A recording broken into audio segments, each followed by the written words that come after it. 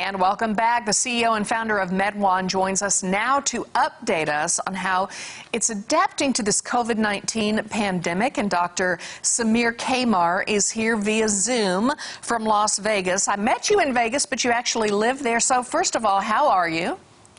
Good, thank you, Joy. It's nice to chat with you again. The world has changed since we last met. Boy, has it ever, because you and I met at CES 2020, which was in very, very early January. None of us saw this coming. But I was so impressed with the MedOne when I saw it in Las Vegas. And as you mentioned, we're in a very different world.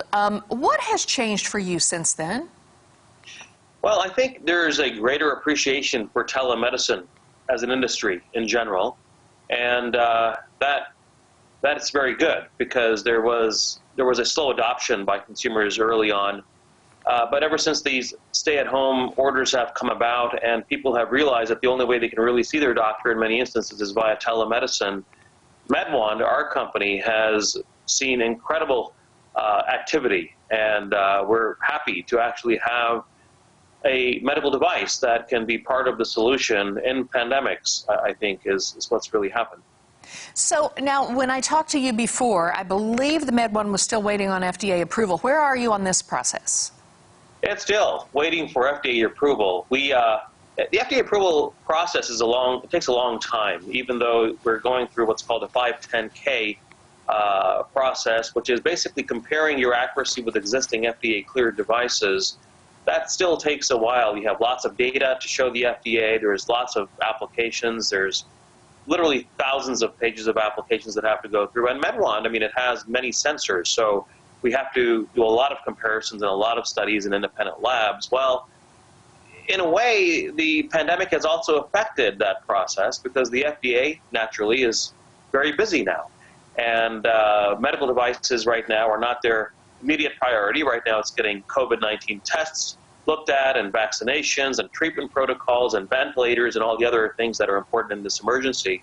But MedOne is still in the pipeline at the FDA, and we still anticipate roughly a late summer, early fall approval, and that process is still underway. So I want to know if this whole thing has affected your manufacturing, but I also want to know, how do you anticipate this? How do you envision the MedOne being used moving forward in light of a pandemic and, God forbid, another one?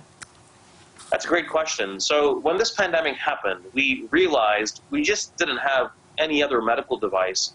We actually had something that could create a difference in this pandemic. And I'll give you a specific example. MedOne is an examination tool. This little device I'm here holding in my hand, if it was on your side, I could examine you, Joy, all the way from here in Las Vegas. Now, imagine a scenario where doctors and nurses who are on the front lines battling COVID-19, imagine if they didn't have to come into direct contact with as many COVID-19 positive patients. Because the number of healthcare workers that are getting affected by COVID-19 is astronomical worldwide.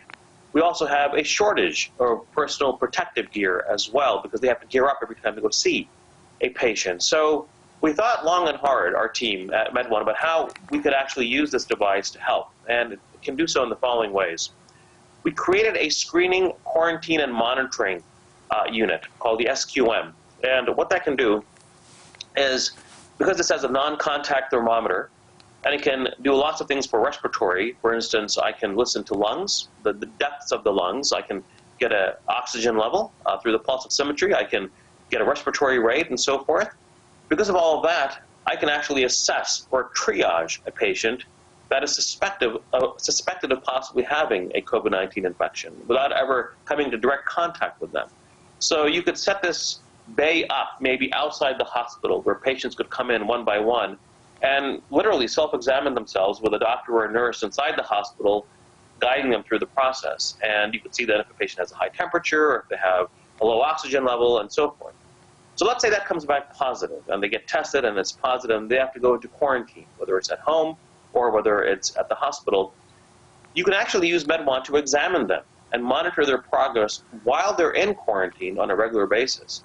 So, because someone has to go in and check the temperature, someone has to go in and check the respiratory status again and again and again, and it really